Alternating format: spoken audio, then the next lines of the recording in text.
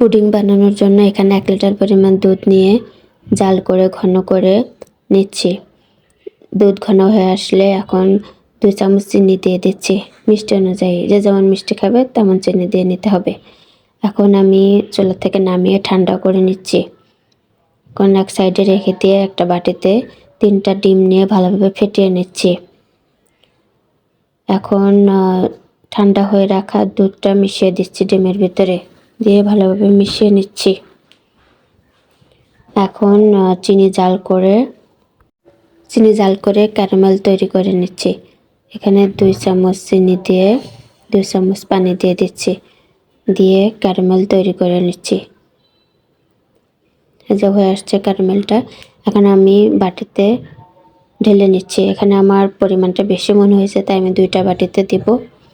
আমি আরেকটু ভালোভাবে মিশিয়ে আমি একটা ছাঁকনির সাহায্যে ছেঁকে 2টা বাটিতে দিয়ে দিয়েছি। আমি চুলায় পানি বসিয়ে দিয়েছিলাম। এখন আমি আধা ঘন্টা ভাপ দেওয়ার পরে যে পুডিংটা হয়ে গেছে, আমি ফ্রিজে ঠান্ডা করে রেখেছিলাম।